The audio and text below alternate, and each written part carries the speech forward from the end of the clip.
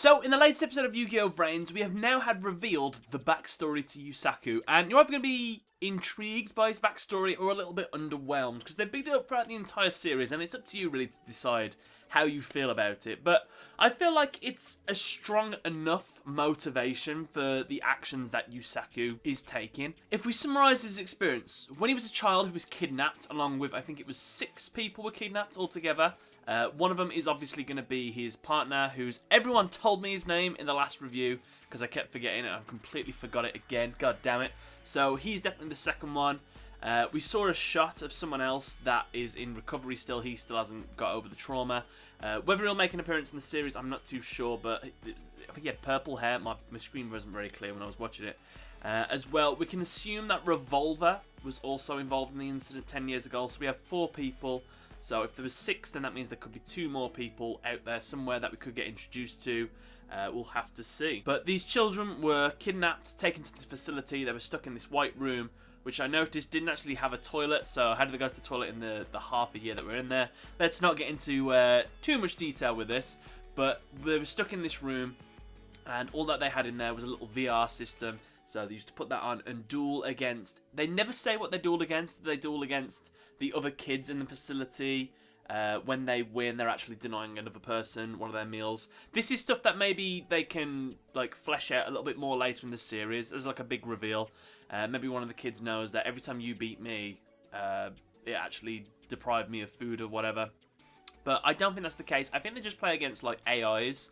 Maybe the whole point of it was they duel constantly and the AIs sort of record it, so this is how they create some of the AIs that we've seen, because I think there are some other AIs apart from Ignis that we've seen so far from the first episode, so maybe each one of the key people that were kidnapped has their own AI that's a representation of them and like sort of duels like how they do. So maybe Ignis is Yusaku's and so on and so forth. There's some other people. So curious to see if there's a little bit more deeper. Maybe they just had to duel against whatever just to get themselves food in order to survive.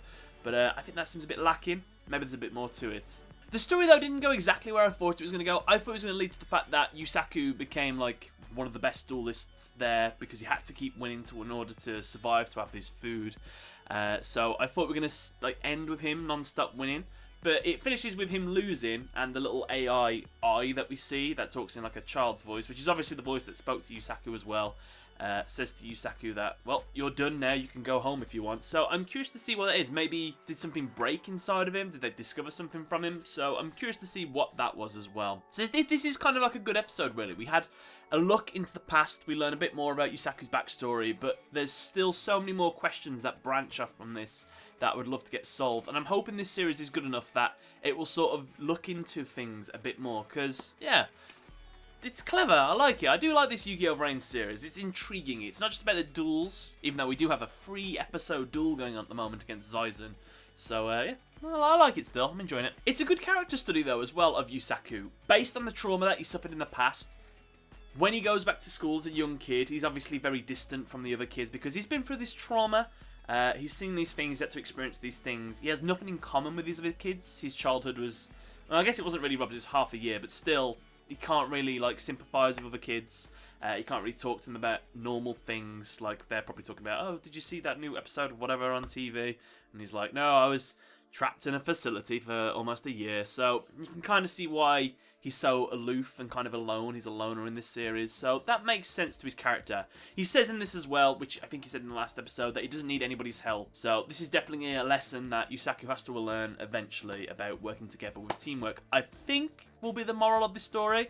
I'm pretty sure they revealed it ages and ages ago before the series even came out. It was all about trying new things and putting one step forward, but I don't feel like that's been the case so far.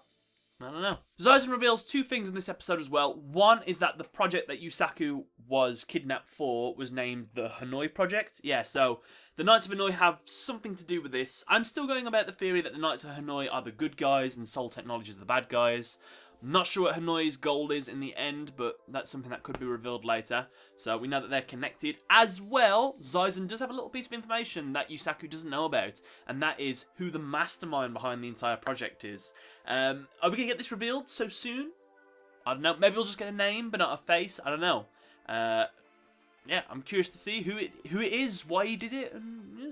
Why? In terms of the duel's still going okay. We've still got the tin dangle monsters. We didn't really get that many turns in this episode. It was kind of just a back and forth of trying to destroy stuff. It didn't work. Zaizen has what Yusaku describes as a very interesting style of dueling where he puts all these different sort of mechanics out there which stop monsters from being destroyed, being affected, doing this, doing that. So it's really difficult to sort of get over it because at one point he had to destroy 2 monsters at the same time. Now he's got to destroy, I think, 2 spell cards in order to get rid of the big monster. And the big monster's got 3,000 attacks. So another way that he can get over this is I think that Firewall Dragon has the ability to bounce monsters in the graveyard back into the hand or the deck. So if he puts those 2 Tindangle monsters in the grave back into the deck or hand, that will reduce the monster's attack down to 0 and he can attack into it and win. So that's one way that I think he can win. I don't think we've seen... Have we seen Yusaku use Firewall Dragon's ability yet using the graveyard? Actually, can't remember. I can't remember if it's your own graveyard or your opponent's. You guys will have to let me know. But the duel's going okay so far. The new Tindangle monster that we've had revealed is... I can't remember what it's called. It's called something, but interesting effect anyway. I think in the next episode, we're going to get the conclusion to this duel, and it's going to be Yusaku winning.